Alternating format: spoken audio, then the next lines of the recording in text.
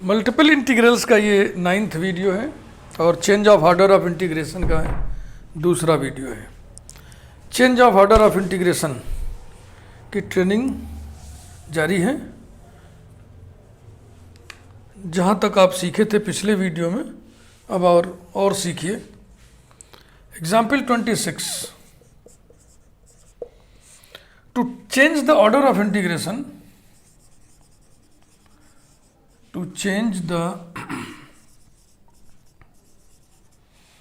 order of integration in the double integral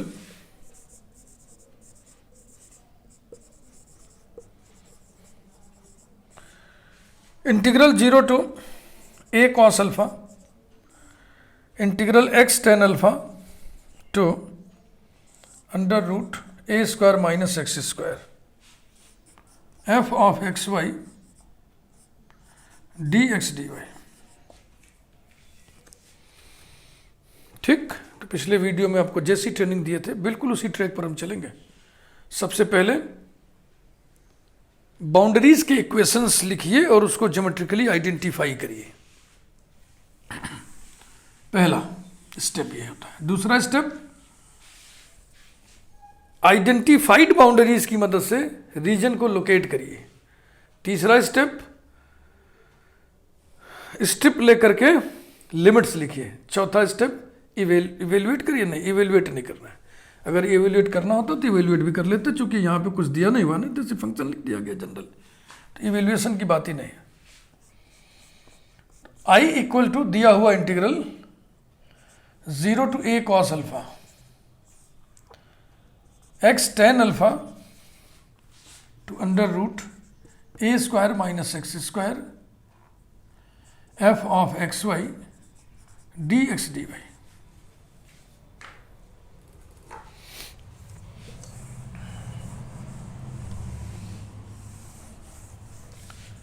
The region of integration is bounded by the region of integration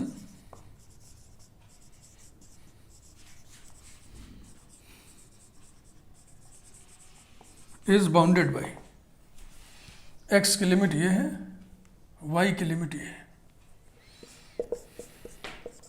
x equal to 0 ये क्या है? y axis है ये। Number 2 x equal to a cos alpha. Cos देख करके ना कुछ दिमाग में बनाइएगा। अल्फा है ना, तो अल्फा तो कांस्टेंट हुआ। कैसे मालूम कांस्टेंट है? क्योंकि वेरिएबल नहीं है। कैसे मालूम वेरिएबल नहीं है? क्योंकि x नहीं है, y नहीं है। समझ रहे ना? dx dy लिखा होने का मतलब x और y वेरिएबल है, x और y को छोड़ के सब कांस्टेंट है। तो वास्तव में ये लिखा हुआ है x इक्वल टू कांस्टेंट।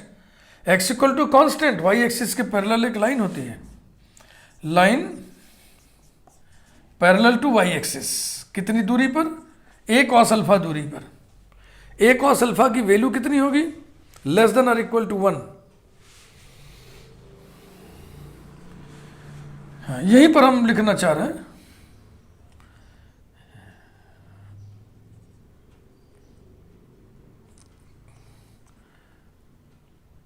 कैसे लिखें? इसको बंद ही कर दो, फिर इसके नीचे लिख दो, noting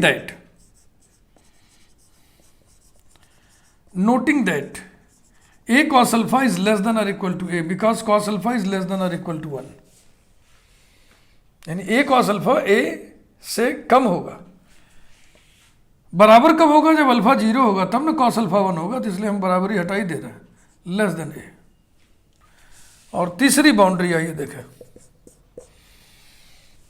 y equal to x tan alpha. y equal to x tan alpha, ये y equal to m x जैसा है। तो oblique line through the origin, ये है ऑब्लिक माने तिरछी रेखा, oblique line through the origin, through the origin with slope tan psi equal to tan alpha, यानी psi equal to alpha. Inclination with positive x axis alpha. Fourth, y equal to under root a square minus x square. चूंकि radical sign से पहले plus minus नहीं लिखा हुआ है, इसका मतलब हम निगेटिव वैल्यू नहीं ले रहे हैं। तो वाई पॉजिटिव कहाँ होता है? ऊपर, एक्स एक्सिस के ऊपर। So this is upper portion, upper part लिख दो, upper part of the circle. Upper part of the circle, कौन सी सर्किल? इसको सिंप्लीफाई कर लो, x square plus y square equal to a square. ये सेमी सर्किल होता है, इसको देख के कभी मत कहिएगा ये सर्किल है, इट इज सेमी सर्किल। तो हमने बाउंड्रीज को ज्योमेट्रिकली आइडेंटिफाई कर लिया। अब इस आइडेंटिफिकेशन की मदद से हम रीजन को लोकेट करेंगे। ठीक, बढ़िया से देख लिए, मिटा रहे हैं।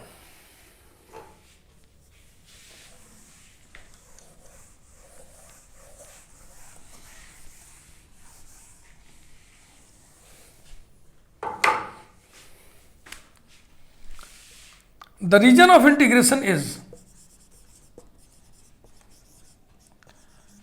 the region of integration is, ऐसी फ्री हैंड खींच देना, x इक्वल टू 0, ये है x equal to a cos alpha, ये है x equal to x tan alpha,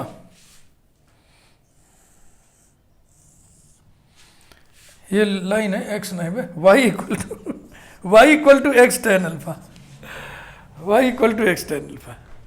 तो ये कट पॉइंट निकाल लीजिए, ये पॉइंट कौन सा होगा? a cos अल्फा यहां रखिए x की जगह पे, तो y बराबर a sin अल्फा आएगा। इसका मतलब ये जो लाइन ऐसे खींची जाएगी, इसका इक्वेशन होगा y equal to a sin alpha, इसका इक्वेशन है y इक्वल टू 0, और x square plus y square equal to a square, इसका सेंटर ओरिजिन पे है, ओरिजिन को सेंटर मान के लेंथ कितनी लेनी है? a। ये a cos अल्फा से a बड़ा होगा ना, यही तो मैं लिखा था, noting that a cos alpha less than a, तो इससे बड़ा होगा। और यहां से होके जाएगा क्या? क्या जो सर्किल आप खींचने जा रहे हो यहां से होके जाएगा? इस पॉइंट के कोऑर्डिनेट्स क्या हैं? a cos alpha a sin alpha. तो x square plus y square equal to a square में रखो, एक्स की जगह a cos अल्फा, वाई की जगह a sin अल्फा। सेटिस्फाई करेगा? हाँ करेगा। इसका मतलब यहां से होके जाएगा। तो जो सर्किल आप बनाएंगे, अपर पार्ट ऑफ द सर्किल, वो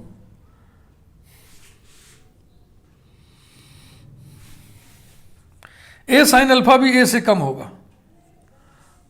तो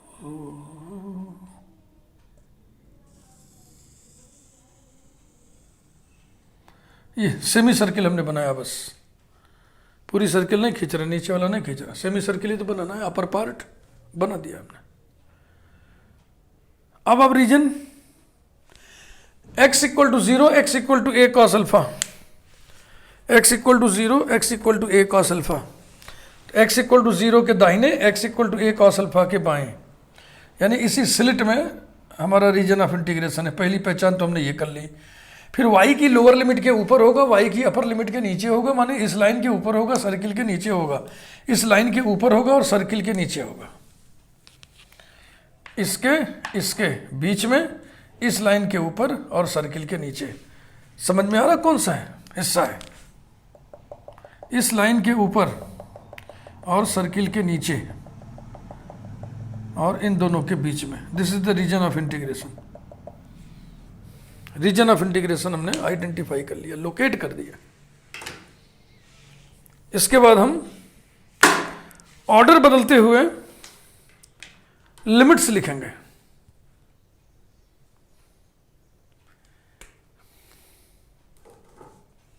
मिटा रहे हैं इसको, एक लाइन मिटाएंगे बस, फिगर में थोड़ी मिटाएंगे। आई से हमने डिनोट कर ही दिया था दिए हुए इंटीग्रल को। Changing the order of integration, changing the order of integration, वही आई इक्वल टू, आई माने given integral equal to integral f of x y d x d y लिखा था, तो अब आप लिख दीजिए डी वाई डी एक्स। किनारे डी एक्स है तो एक्स एक्सिस के पैरेलल हम स्ट्रिप लेंगे। एक्स एक्सिस के पैरेलल हम स्ट्रिप लेंगे, जिसका लेफ्ट एंड वाई एक्सिस पे है, राइट एंड इस लाइन पे है। फील करिए कि इस डॉटेड रीजन में जितने भी स्ट्रिप हॉरिजॉन्टल स्ट्रिप लिए जाएंगे, क्या सबका लेफ्ट एंड एक ही ट्रैक पर और सबका राइट एंड एक ही ट्रैक पर होगा? हम फील कर रहे हैं कि नहीं, ऐसा नहीं होगा, क्योंकि इस लाइन के ऊपर बात दूसरी नजर आ रही है। इस लाइन के ऊपर अगर हम हॉरिजॉन्टल स्ट्रिप लेते हैं तो उसका लेफ्ट एंड तो वाई एक्सिस पर है, लेकिन राइट एंड शंट कर गया, पथ परिवर्तित हो गया, उसका ट्रैक चेंज हो गया उसका। पहले राइट एंड इस लाइन पर था, अब राइट एंड इस सर्किल पे हो गया। फील करिए कि इस हिस्से में जितने भी स्ट्रिप हॉरिजॉन्टल होंगे, सबका लेफ्ट एंड वाई एक्सिस पे और सबका राइट एंड इसी पे होगा, चाहे कहीं भी स्ट्रिप ले लें, है कि नहीं? और इस हिस्से में यहां पे आप एक पैरेलल लाइन खींच दीजिए, ये पूरा फुल रेडियस के बराबर है, तो ये हो जाएगा y इक्वल टू ए। तो इसके बीच में जितने भी स्ट्रिप आप लेंगे, देखिए जितने भी स्ट्रिप लेंगे, सबका लेफ्ट एंड एक ही ट्रैक पर, सबका राइट एंड एक ही ट्रैक पर होगा। इसलिए हमें इस रीजन पर डबल इंटीग्रल को अलग लिखना होगा, इस रीजन पर अलग लिखना होगा। पहले किस पर लिखें? चूंकि ऊपर नीचे की बात है, इसलिए पहले नीचे फिर ऊपर। तो एक डबल इंटीग्रल और बनाइए, f of x y d y d x. ठीक, चलो पहले नीचे वाले की बात कर लें। इस स्ट्रिप को इतना एक्सपेंड करिए कि पूरा रीजन इन बिटवीन हो जाए, बस ना। तो इसका इक्वेशन और इसका इक्वेशन, लिमिट्स का एक जोड़ा होगा। इसका इक्वेशन y इक्वल टू 0 और इसका equation y equal to a sine alpha. तो y varies from 0 to a sine alpha, 0 to a sine alpha.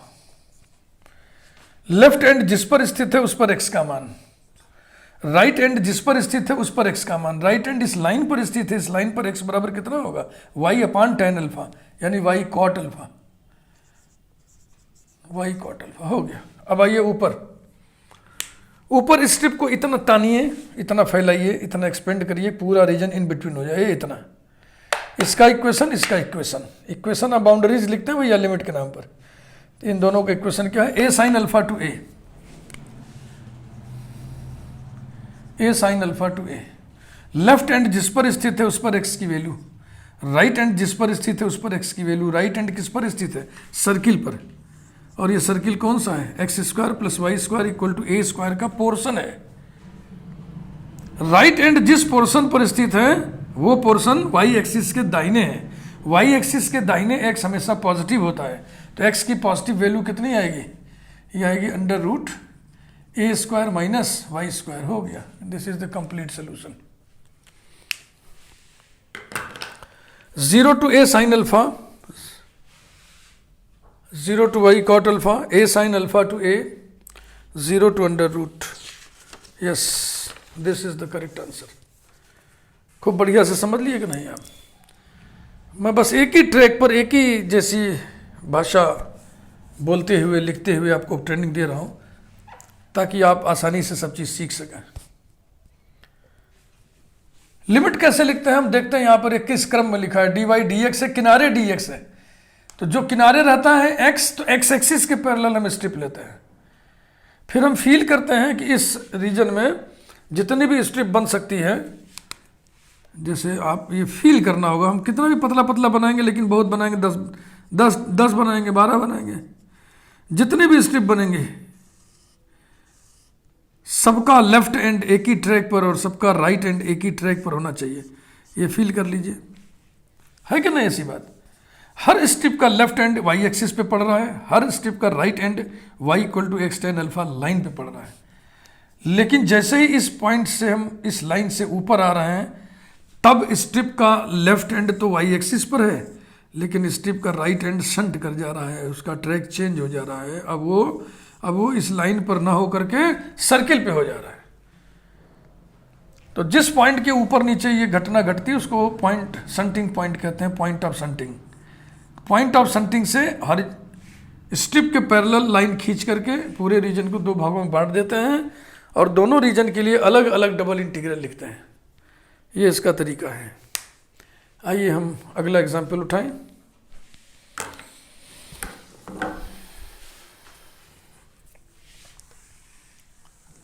जरा भी आपको कसर लग रहा हो अपने मन में कि हम कम सीख पा रहे हैं, तो आप बिल्कुल तनिक भी मत घबराइए, वीडियोस को बार बार देखिए, वीडियोस को बार बार देखिए, बार बार चीज़ों को सुनिए, ध्यान दीजिए कि ट्रेनर आपको क्या ट्रेनिंग दे रहा है। अपनी मत झोंकिए, अपनी मत झोंकिए, आप अपनी बुद्धि न लगाइए। बस ये है कि आप ध्यान से सुनो कि ट्रेनर आपको ट्रेनिंग कैसे दे रहा है, उसकी ट्रेनिंग के माध्यम से आप ट्रेंड हो जाओ। जब ट्रेंड हो जाओगे, हमारी जुबान में ट्रेंड हो जाओगे, तो फिर सब चीज़ आसान हो जाएगा। Next example number 27, let us C.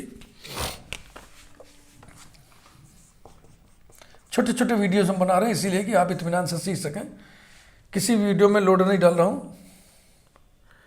To change the order of integration, to change the order of integration in the double integral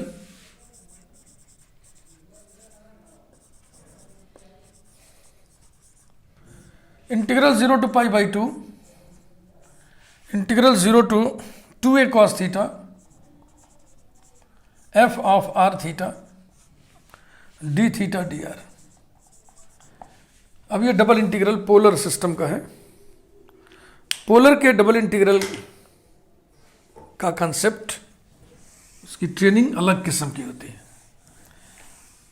Cartesian system में स्ट्रिप जो लिया जाता है वो या तो वर्टिकल स्ट्रिप होता है या तो हॉरिजॉन्टल स्ट्रिप होता है, लेकिन पोलर में जो स्ट्रिप लिया जाता है वो ऐसे लिया जाता है, स्वीपिंग स्ट्रिप इसको कहते हैं। ये स्वीप करती है, ऐसे स्वीप करती है इस तरीके से, और कार्टेशियन में ये एक्सपेंड करती है ऐसे, ये वाली ऐसे एक्सपेंड करती है, पोलर वाली ऐसे स्वीप करती है। स्वीपिंग स्ट्रिप इसको बोलते हैं।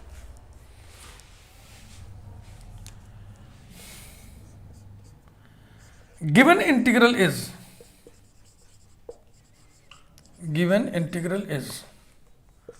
आई equal to integral 0 to pi by 2 0 to 2a cos theta f of r theta d theta dr। limits are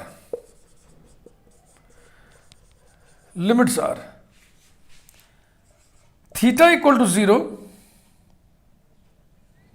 theta equal to pi by 2। ये दोनों मिलकर के किसको रिप्रेजेंट करेंगे? पॉजिटिव क्वाड्रेंट को। ये दोनों मिल करके किसको रिप्रेजेंट करेंगे? पॉजिटिव क्वाड्रेंट को, पॉजिटिव क्वाड्रेंट को। और नंबर 2 क्या है?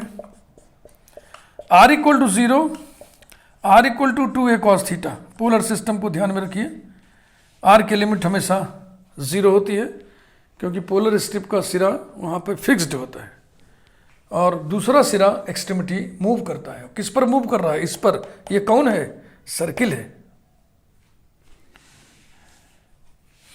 द इक्वेशन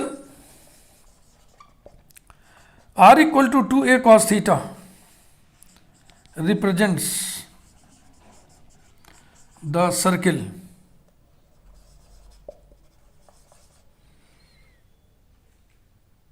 कौन सा सर्किल है? चाहो तो इसको कार्टेशियन में चेंज कर लो। r equal to 2a into cos theta का मान कितना होता है? x by r. Implies that r square equal to 2ax, implies that x square plus y square minus 2ax equal to 0, implies that x minus a whole square plus y square equal to a square. इस circle को represent करता है।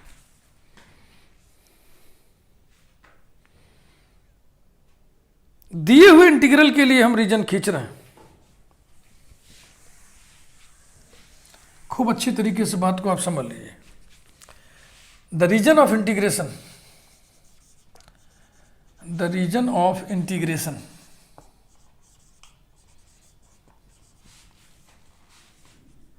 And strip for given integral, for given integral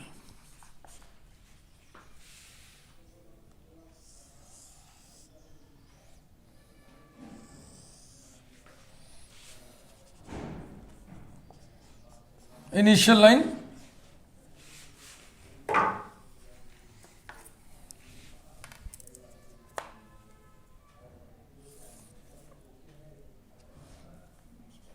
This is the line theta equal to pi by 2. This is pole. यही है circle. पूरा circle reason of integration है क्या? नहीं. Theta equal to 0, theta equal to pi by 2 के द्वारा bounded हो, तो ये थीटा इक्वल टू 0 है, theta equal to pi by 2, इसका मतलब ये रीजन नहीं है. इंटीग्रेशन का रीजन बस यही अपर पार्ट है, यही है. दिए हुए इंटीग्रल के लिए जो स्ट्रिप ली गई होगी वो ऐसी ली गई होगी, ये ऐसी. सोचिए कि इससे लिमिट हम लिखेंगे तो क्या वही लिमिट लिख उठेगा जो दिया हुआ है क्वेश्चन में? थीटा के लिमिट तो चमक ही रहा है ना. इसको इतना एक्सपेंड करो पूरा रीजन इन बिटवीन हो जाए. इस एक्सपेंड करो नहीं, सॉरी, स्वीप करो, स्वीप आउट करो ऐसे. ये एक बाउंड्रिंग लाइन ये आ गई, एक बाउंडिंग लाइन ये आ गई. इसका इक्वेशन थीटा इक्वल टू 0, इसका इक्वेशन theta equal to pi by 2. तो थीटा के लिमिट 0 टू पाई बाई 2 होना चाहिए, सो है. स्ट्रिप का एक सिरा पोल पर फिक्स्ड है, इसलिए r बराबर 0 होगा. दूसरा सिरा इस सर्किल पर है और इस सर्किल का इक्वेशन जो है उसमें r बराबर कितना है, 2a cos थीटा, तो वही लिखा हुआ है. इतनी बात अगर आपके समझ में आ गई तो अब हम इसको चेंज करने जा रहे हैं. Change of order of integration.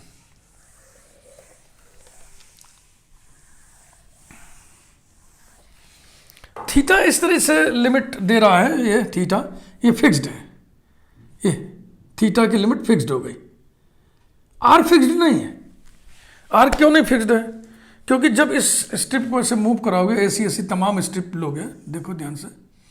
चलो मान लो हमने इसको ले लिया, मान लो हमने ये स्ट्रिप बना दिया, ऐसी ऐसी इसमें बहुत सारी स्ट्रिप बन सकती है ना. अब यहाँ पे आर कुछ और है, यहाँ पे आर कुछ और है, यहाँ पे आर कुछ और है. क्यों आर कुछ और होगा? क्योंकि यहाँ पे वेक्टोरियल एंगल थीटा कुछ और है, यहाँ पे वेक्टोरियल एंगल थीटा कुछ और है, यहाँ पे वेक्टोरियल एंगल थीटा कुछ और है. जब थीटा वेरी कर रहा है तो आर का मान भी वेरी करेगा. अब की बार हम ऐसी स्ट्रिप लेंगे कि थीटा की लिमिट वेरिएबल के रूप में आवे, आर की लिमिट कांस्टेंट हो. Change of order of integration. Change of order of integration. Region of integration तो वही रहेगा.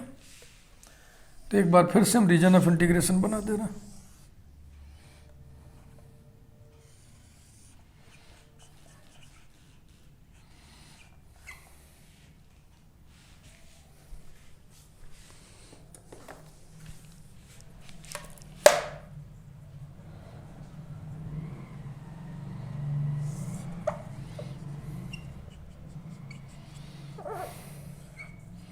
रीजन ऑफ इंटीग्रेशन में कोई हेर फेर नहीं है, केवल हम लिमिट लिखने का तरीका कुछ ऐसा सेट करेंगे. अब जो हम स्ट्रिप लेंगे वो स्ट्रिप हम ऐसी लेंगे, ऐसी.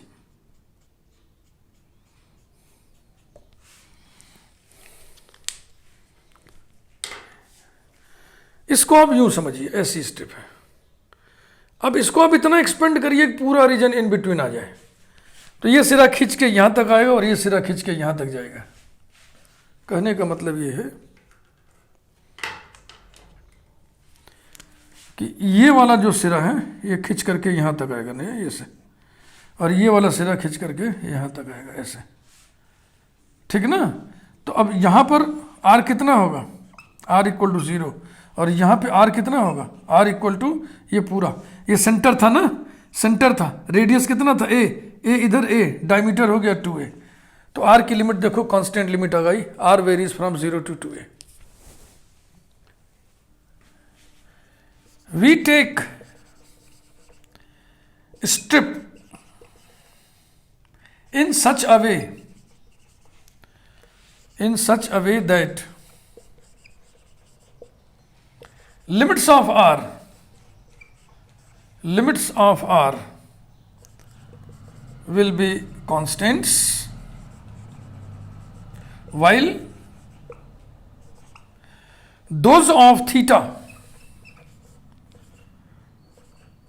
will be variable, will be in terms of in terms of r.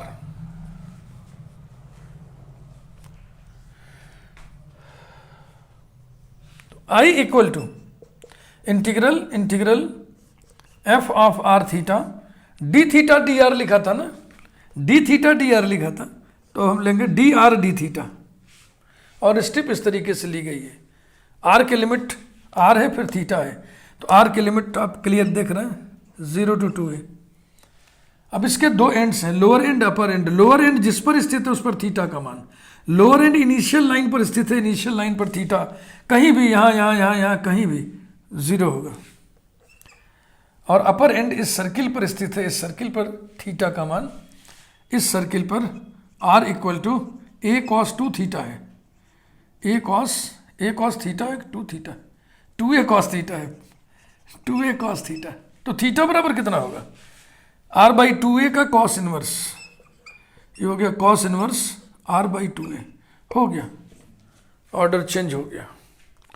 Polar का कॉन्सेप्ट थोड़ा अलग होता है। पोलर के double integral order of integration change करने वाले बहुत कम होते हैं। 2-3 सवाल बस इधर उधर दिखाई पड़ते हैं बुक्स में, उसमें से सबसे पॉपुलर क्वेश्चन यही है जो मैं आपको बता दिया ट्रेनिंग देने के बहाने। बहुत क्वेश्चंस आपको नहीं मिलेंगे पोलर में, डबल इंटीग्रल में ऑर्डर ऑफ इंटीग्रेशन चेंज करने के लिए, इसलिए बहुत हल्कान आप मत होना भाई, यही ध्यान में रखो। डी थीटा डी आर वाले में ऐसी स्ट्रिप लेते हैं और डी आर डी थीटा में ऐसी स्ट्रिप लेते हैं। इसको एक्सपेंड करेंगे, ये सिरा यहाँ खींचेंगे, ये सिरा यहाँ खींचेंगे, यहाँ पे आर का मान, यहाँ पे आर का मान, लोअर एंड जिस पर स्थित है उस पर थीटा का मान, अपर एंड जिस पर स्थित है उस पर थीटा का मान। तो थीटा का मान कैसे निकालोगे, इक्वेशन से, r/2a और cos इनवर्स r/2a। बहुत इत्मीनान से, बहुत धीरे धीरे, स्लोली आपको हम change of order of integration की ट्रेनिंग दे रहे हैं। किसी वीडियो में बहुत बोझ नहीं लाद रहा हूँ, क्योंकि मुझे मालूम है कि change of order of integration बच्चा खुद ब खुद नहीं सीख सकता, इसके लिए एक अच्छे ट्रेनिंग की ज़रूरत है। और मैं कोशिश यही कर रहा हूँ कि आपको एक अच्छी ट्रेनिंग दूँ। मैं बार बार आपसे कह रहा हूँ कि अपनी बुद्धि न भिड़ाइएगा। हाँ, अगर कुछ समझ में नहीं आ रहा है, मैं कुछ और कह रहा हूँ, आपकी बुद्धि कुछ और करी, तो आपकी बुद्धि जो करी उसको अलग हटाइए, जो मैं कह रहा हूँ उस ट्रेनिंग का रंग अपने ऊपर चढ़ने दीजिए। आप वीडियो को 2 बार 3 बार सुनिए, 4 बार सुनिए, कोई भी बगलोलई न बतियाइएगा, नहीं तो फिर change of order of integration आपको जीवन भर समझ नहीं आएगा। इसलिए मैं बार बार आपको चेतावनी दे रहा हूँ, सलाह भी दे रहा हूँ कि आप अपनी बुद्धि न भिड़ाइएगा, बगलोलई न बतियाइएगा, आप हमारी ट्रेनिंग का रंग अपने ऊपर चढ़ने दीजिए। Change of order of integration अपने से समझ में नहीं आता है, इसमें एक अच्छी ट्रेनिंग की, बहुत सिस्टमेटिक ट्रेनिंग की ज़रूरत है। और मैं एक खास धुन में, एक खास रिदम में आपको ट्रेंड कर रहा हूँ। प्लीज़ आप ट्रेंड होइए। Thank you very much.